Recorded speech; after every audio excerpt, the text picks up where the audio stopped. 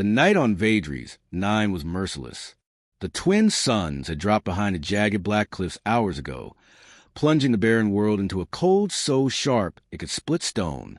The wind carried the chill like knives, scraping across the camp's flimsy shelters with a constant, keening wail. It was a sound that worked its way into a person's bones and stayed there. Ethan crouched by the tiny heater inside his tent, rubbing his hands together as if friction alone could drive out the cold.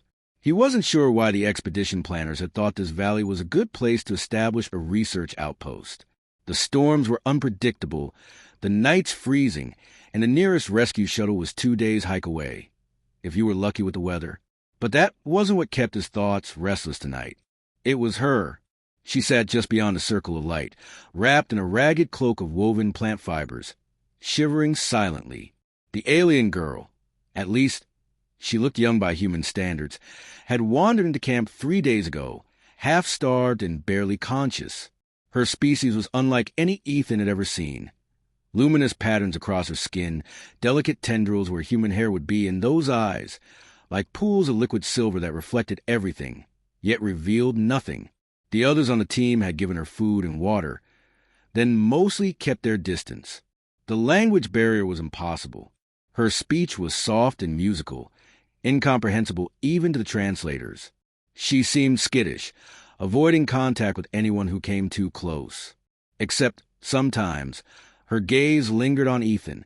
Now, as the temperature dropped further, he saw her trembling. The thin cloak she wore was no match for this cold. The thought of leaving her outside gnawed at him. "Hey!"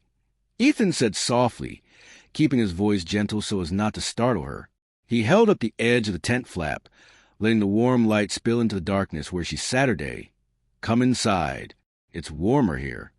Her silver eyes flicked toward him, then toward the heater, then back again. She hesitated. Ethan could almost feel her indecision, the push and pull between fear and need. Slowly, carefully, she rose to her feet and stepped toward him. Her movements were graceful but cautious, like a wild creature unsure if it could trust a hand offering food. When she slipped inside the tent, the cold night air followed her in a gust before the flap fell close again. She crouched near the heater, holding her hands, if they could be called that, close to the faint glow. Her fingers were long and slender, jointed strangely, ending in fine, translucent tips that glimmered faintly in the light. "Warm," Ethan said, pointing to the heater, then to her hands. He mimed warming his own fingers, hoping she'd understand. She watched him for a moment, then nodded slowly. "Wah! RM," she repeated, her voice carrying that strange lilting tone, like wind chimes in a storm. Ethan smiled. "Yeah, warm." For a while, they sat in silence, the storm outside rattling the tent walls. Ethan offered her a thermal blanket from a supply kit. She accepted it cautiously, running her odd, delicate fingers over the fabric before wrapping it tightly around herself. Up close, Ethan could see the faint luminescent markings on her skin shifting slightly, glowing and dimming like bioluminescent algae responding to ocean currents. He wondered if it was some kind of language, a form of expression her people use instead of words. She caught him looking and tilted her head, as if curious why he was staring. "Sorry," he said quickly, looking away. "Just never met anyone like you before." Of course she didn't understand, but maybe she understood the tone, because after a moment, she made a soft sound, a single note, low and almost shy, and for some reason it felt like laughter. As the minutes passed, the cold receded under the heater's faint warmth.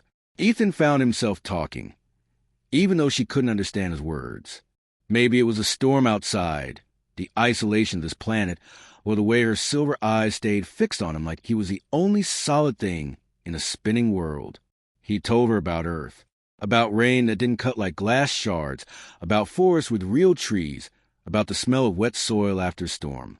He told her about music and coffee, and the way cities glowed at night. She didn't speak, but sometimes her head tilted or her eyes widened slightly, as if trying to picture these strange human things. At one point, Ethan offered her a ration bar. She examined it curiously before tasting it, and then made a face so comically dismayed that Ethan couldn't help but laugh. "Yeah," he said, chuckling. "Not exactly fine dining, huh?" This time, he was sure she laughed softly, too. It was only when the heater sputtered, its battery dying, that Ethan realized how close they were sitting now. The small tent didn't leave much space, and somewhere in the hours of talking and sharing warmth, the distance between them had quietly vanished. She was watching him again, but differently this time. The faint glow along her skin pulsed softly, a slow ripple of light spreading across her arms and neck like waves on a shore. Ethan wondered if that meant she was comfortable, or grateful. Carefully, so she could pull away if she wanted, he held out his hand, palm up. For a long moment, she stared at it. Then, slowly, she placed her strange, luminous hand against his. Her skin was cooler than he expected, but soft. The glowing patterns brightened where they touched, spreading outward in delicate fractal shapes. She didn't speak, but the look in her eyes said enough. "Thank you, and maybe also, I trust you."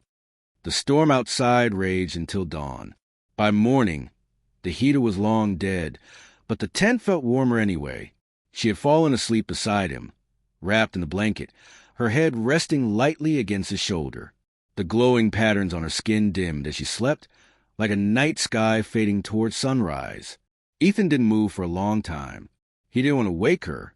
When she finally stirred, blinking those silver eyes open, she seemed startled to realize she'd leaned against him. But only for a moment. Then she gave a small, tentative smile. It was the first time he'd seen her smile.